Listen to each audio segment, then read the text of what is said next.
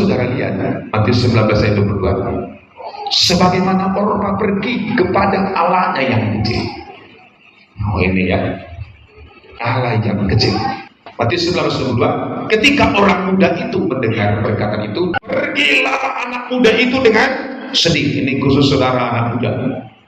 Sebab banyak hartanya. Apakah Allah kecil bagi anak muda? Harta. Hati-hati. Sejak sekarang kita sudah harus mati terhadap harta. Silahkan punya, tapi sudah mati rasa. Tuhan memberkati kita harta bukan supaya jadi Allah. Ketika harta menjadi Allah kecil, berarti dia akan menjadi raja. Dan saudara menjadi hamba. Seharusnya bagi anak muda, engkaulah raja dan harta itu hamba. Betapa banyaknya orang ikut Tuhan terhalang oleh karena persoalan harta.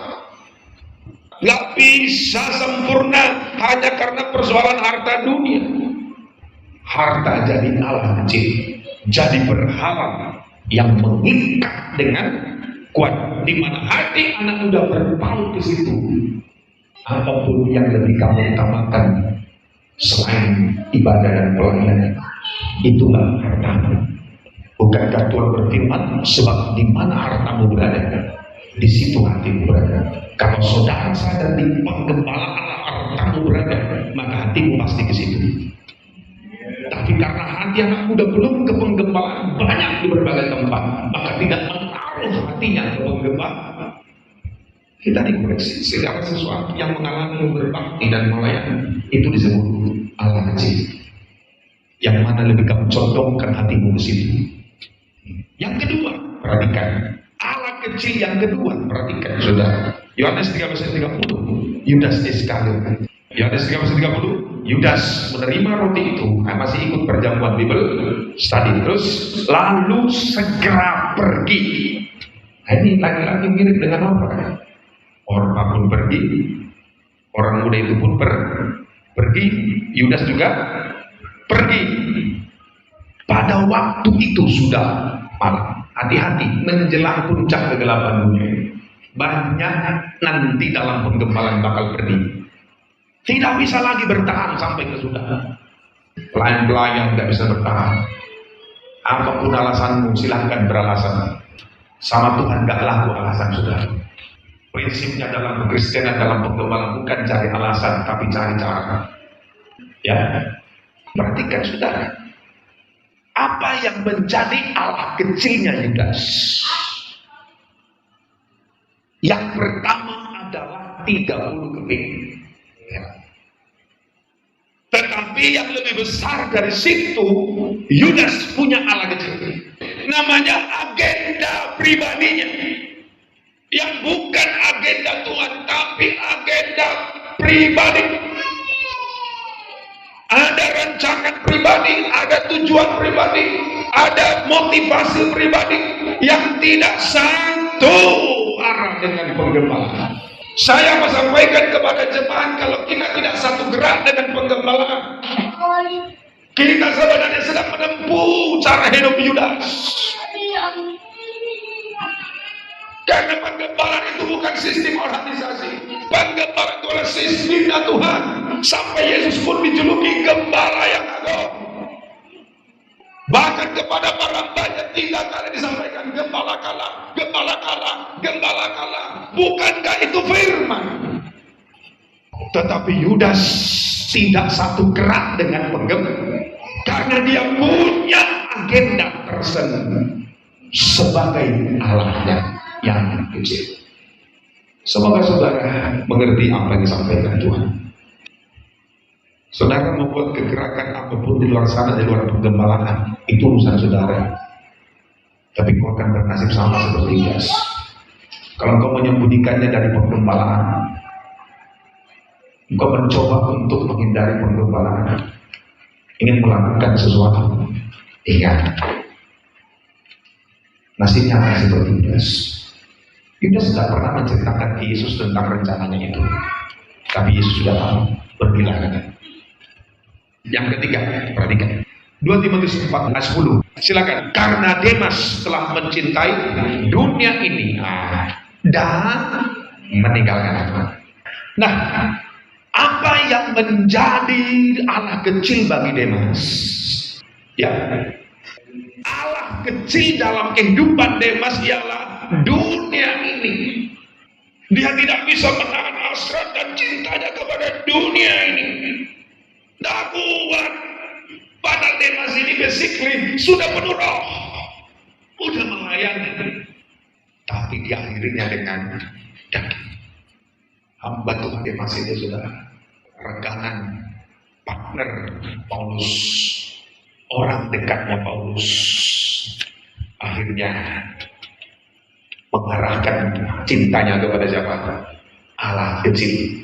Dunia ini menjadi berhala bagi dia. Apa dunia ini? Menurut catatan surat Yohanes, keinginan mata, keinginan daging, keangkuhan hidup bercokol di dalam dirinya. Gak tuntas. Tuhan beri kita kemurahan agar bisa lepas dari ikatan dunia ini. Katakan amin sidang Tuhan.